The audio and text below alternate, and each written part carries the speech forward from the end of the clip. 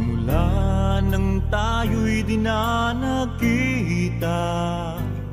Magandang araw po sa inyong lahat, mga giliw naming tagapakinig. Narito po ang karugtong ng kasaysayan na itinampok namin sa linggong ito, dito sa ating dulang. Luha. Nasaan kaya si Gerald? Mula nang nangyari ang isinakatuparan kong plano, hindi ko na siya nakita. Wala naman siya sa apartment na inuupahan niya.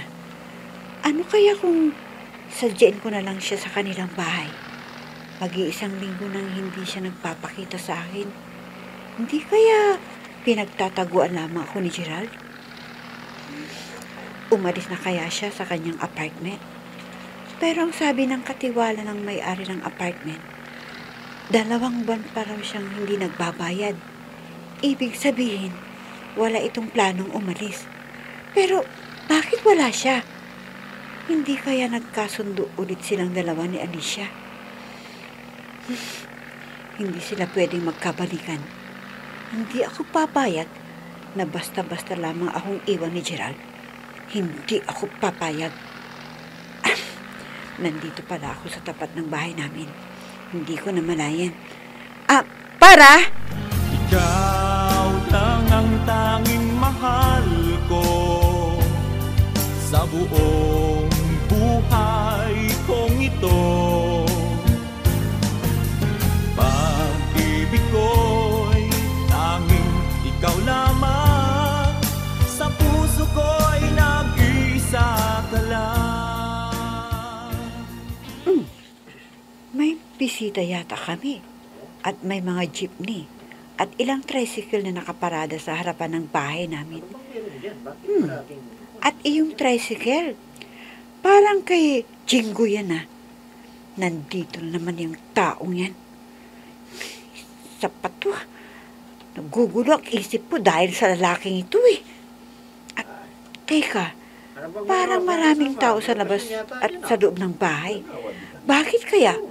At sandali, parang may pinapasok sila sa loob ng bahay na nanggaling sa isang jeepney. Bakit kaya? Ano kaya ang mga yon? May kasalang magaganap dito ah.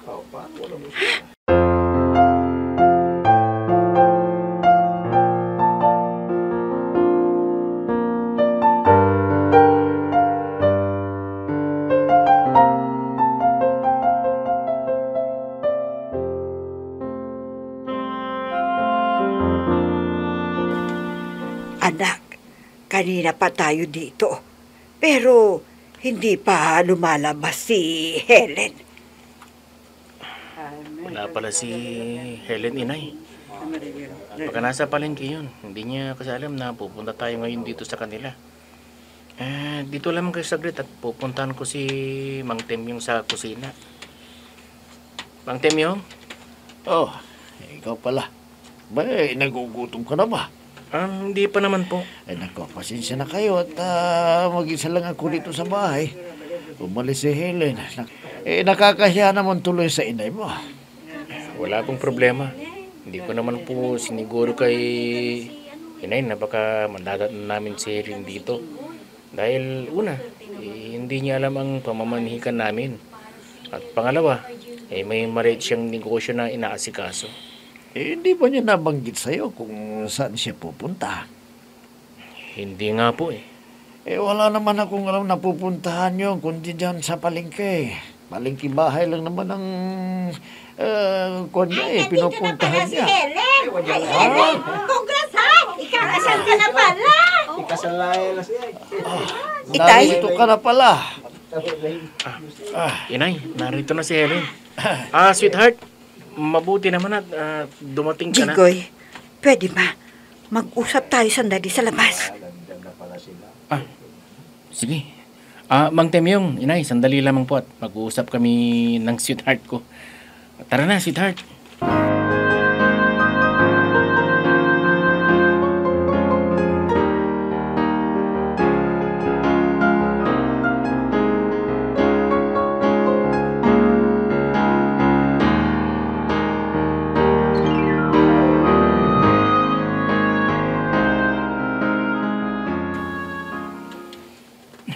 Ano bang sasabihin ng sweetheart ko at gustong kaming dalawa lang mag-usap? Ano ba ito, ha? Anong ito? Namamanhikan na ako. Ano? Alam mo ba itong ginagawa mo? Naiintindihan mo ba? Ano ba naman klaseng tanong yan? Namamanhikan ka nang hindi mo man lang sinasabi sa akin. Gusto kasi kitang sorpresahin, mahal eh. Gusto mo akong sorpresahin sa ganitong pagkakataon? Nalalaman mo bang ginagawa mo? Wala naman sigurong masama kung magpapakasal na tayo, hindi ba? Anong walang masama? Ginawa mo akong tanga! Helen.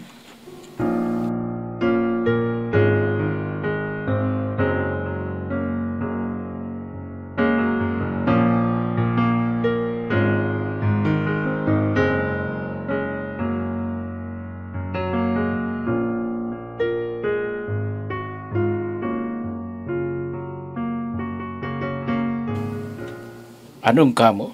May ibang lalaki sa buhay ni Helen? Opo, Uncle. Pero huwag ninyong ipagsabi ha. Atin-atin lamang ito. Pag may ibang nakaalam nito, kayo ang sisisihin ko dahil sa inyo ko lang to sinasabi.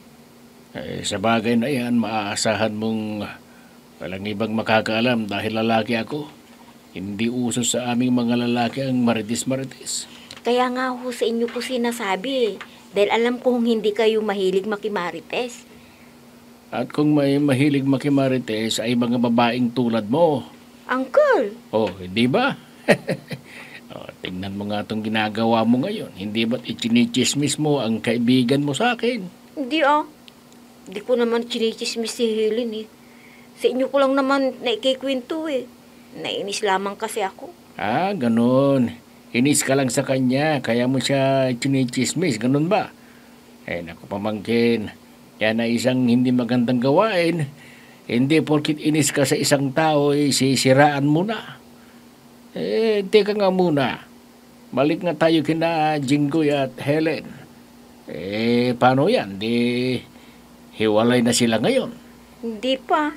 Hindi pa naman alam ni Jinggoy na may ibang lalaki sa buhay ni Helen eh.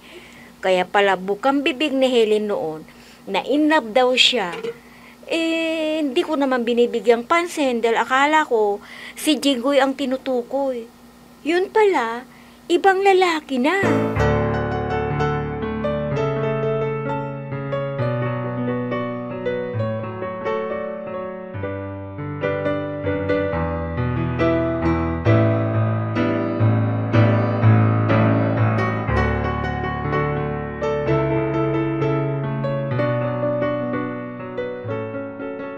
Namamanhikan ka nang hindi mo man lang sinasabi sa akin.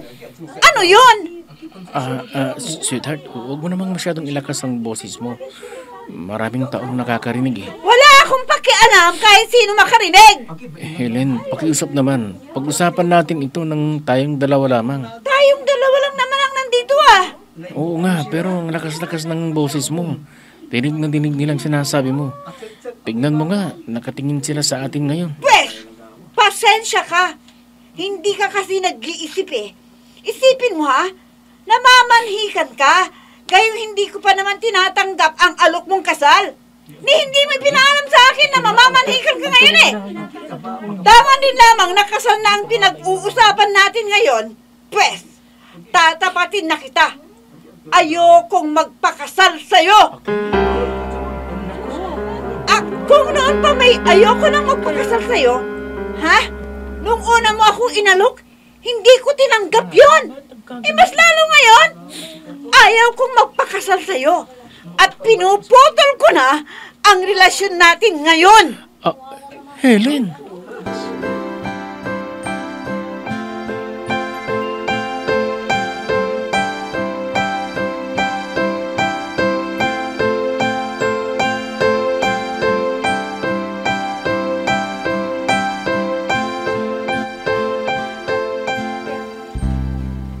Pamangkin, naririyan ka na pala. Saan ka ba galing at bigla kang nawala? Ano bang pinagkakaguluhan ng mga tao yan sa bahay ni na Helen? Ang ingay-ingay. Hindi ko nga rin po alam eh. Kanina ko nga po napapansin dami-daming taong pumunta dyan eh. Ay, tingnan mo nga. Baka kung ano nang nangyayari sa Magdina. Dadalawa pa man din sila dyan. Ayoko nga. Baka mamaya makarinig na naman ako ng masakit sa kanya. Wala nang ginawang babaeng yan, kundi laitin ako eh. Pag ganitong pagkakataon, pwede pang isang tabi mo muna yung tampo mo sa kaibigan mo. Baka kung ano nang nangyayari sa kanila, hindi mo pa alam. Tayo pa man din ang kapitbahay na malapit sa kanila. Kung gusto ninyo, di kayo na lang pumunta dyan. Dahil ipinangako ko na sa sarili ko na hindi na ako lalapit sa kanya. Nakong batang ito. Teka nga, ako na lamang lalapit nang malaman ko kung bakit maraming tao sa bahay nila.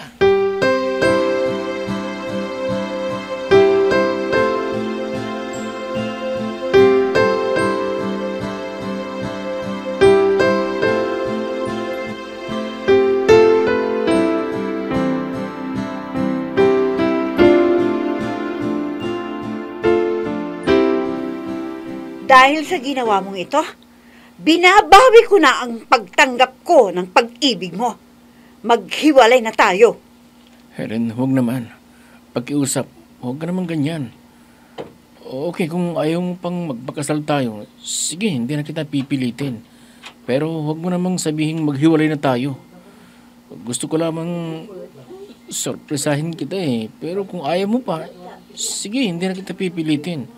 Huwag mo lamang akong Bakit ka nagdesisyon na hindi mo muna ikinonsulta sa akin? At saka, napaka-conceited mo naman. Nag-assume ka na pakakasal ako sa'yo? Gayong ano? wala. Ano ka ba naman? Para ka namang tanga. May pinag-aralan ka namang tao. Parang hindi mo nalalaman ang ginagawa mo. May pinag-aralan ka nga ba? Mukhang wala eh. Isipin mo ha, mamamanhikan ka nang hindi mo man lang sinasabi sa akin? At isa pa, bakit? Pumayag na ba akong pakasal sa'yo, ha? Helen, pakiusap, huwag mo naman akong ipahiya sa maraming tao. At anong gusto mo? Iiwas ka sa kahihiyan? At para ano? Ako naman ang malagay sa kahihiyan. Ganun ba, ha? Hindi mo pa nga alam kung payag akong magpapakasal sa'yo. Namamanhikan ka na! Gusto ko lang namang malagay na tayo sa tahimik. Kaya gusto ko nang magpakasal tayo. Ganon! Magpakasal kang mag-isa mo! Nag-iisa ka lang.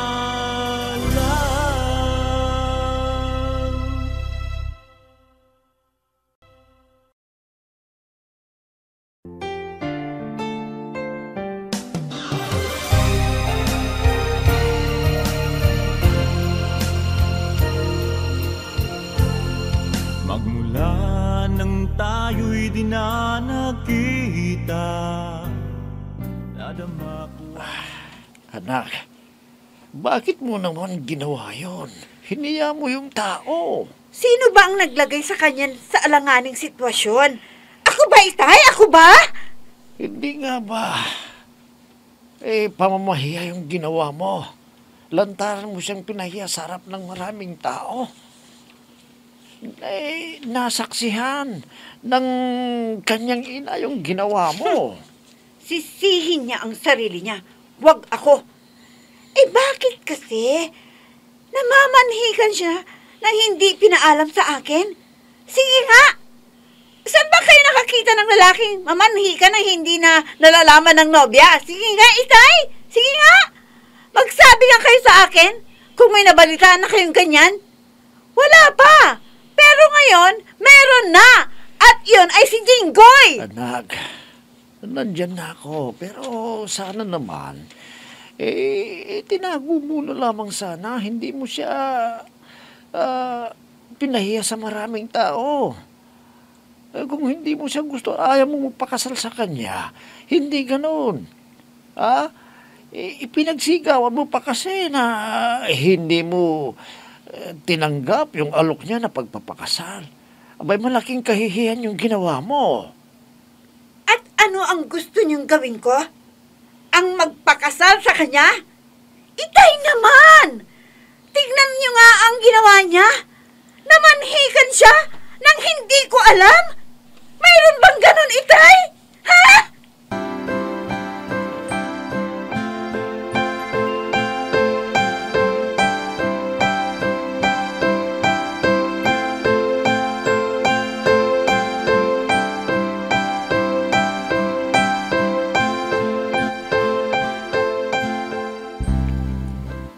Ay, nako. Ganon ba ang klaseng babaeng pakakasalan mo? Bastos! Hindi ka man lang binigyan ng kahihiyan. Nay, pagpasensya na natin si Helen. Nabigla lamang yun siguro. At Pwede ba? Huwag mo nang pagtakpan ang kabastusan ng babaeng yon. Hindi lamang ikaw ang winalanghiya, kundi maging ako na magulang mo na nandoon ang sandaling pinahiya ka sa lahat ng mga tao. Huwag po kayong mag-alala at kakausapin ko siya. Ay, tigilan mo na nga yung kahibangan mong yan, Jinggoy. Hindi ka pa rin ba nadadala? At ano ang gusto mong isipin ng babaeng yon? Ang tama siya at ikaw ang mali. Inay, hindi ho ba pinauna ko na sa inyo na hindi alam ni Helen na mamamanikan tayo? Kaya nabigla lamang yun. Hindi dahilan ang kanyang pagkabigla para bastusin ka. At ang lakas ng loob na pagsalitaan ka ng ganyan sa harap ko mismo na magulang mo. Kung gayong hindi pa kayo mag-asawa, nagagawa kanyang bastusin. Paano na lamang kung mag-asawa na kayo? Kung ipinahintulot mong walang hiyain ka sa harap mismo ng magulang mo at sa harap ng ibang tao, ikaw na rin ang nag-alis ng respeto sa sarili mo. Bigyan mo naman ng konting respeto ang sarili mo, anak. Ipaglaban mo kung ano ang tama. At huwag kang manatiling tameme kahit na inapak-apakan ka na niya.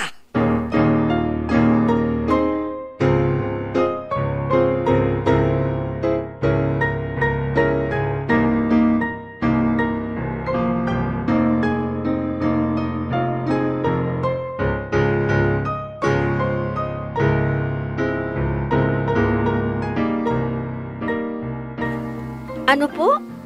Nagawa ni Helen ang ganong kawalang hiyaan sa harap mismo ng magulang ni Jinggoy?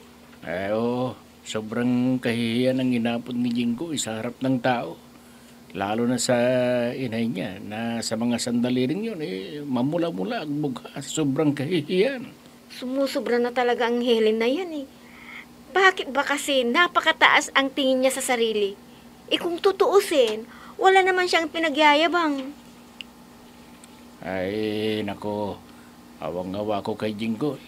Napakabait pa man din ng tao. Sa tuwing nadadaanan ako, lagi na lamang nakangiti at nagbibigay galang. Ano ba naman ang Helen na yan? Porque ba maganda siya kaya ganyan na lamang siya kung mambastos ng kapwa.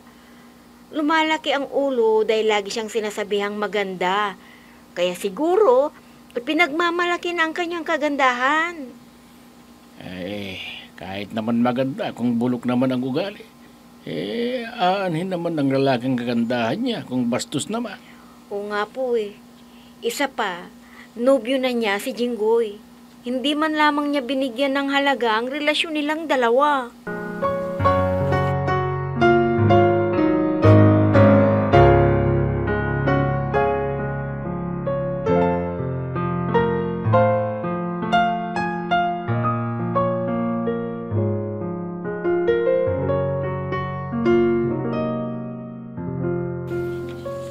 Nahihirapan ako.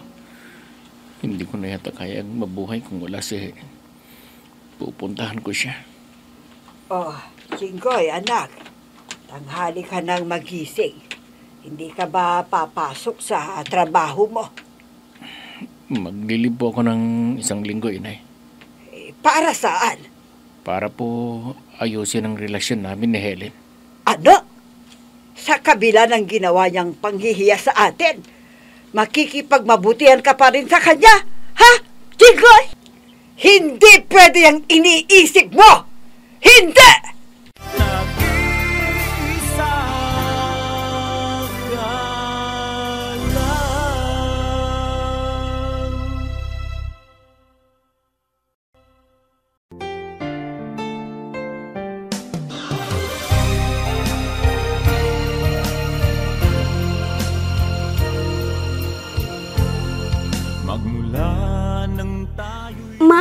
Maayos pa kaya ni Jinggoy ang relasyon nilang dalawa ni Helen? Mga giliw naming tagapakinig. Sundan bukas ang karugtong ng kasaysayan na itinampok namin sa linggong ito dito sa ating tulang. Luha! Mga nagbibigay buhay sa ating dula ay sina Mayra Abrehal Narnola, Susan Madikdeng, Robert De Guzman, Yun Cabato, Emma Dalope, Andrea Solar, Ami Diaz, at si Oscar Ora. Technical Supervision at Musika, Oscar Ora. Nilapatan ng tunog ni Robert De Guzman, Willie Francisco.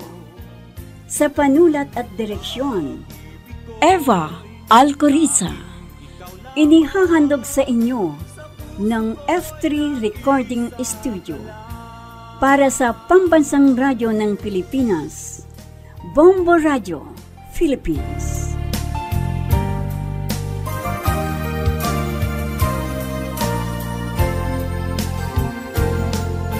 Ang naalaala nating di malilimutan, kay sarap ng ating suyuan, lagi kong natatandaan.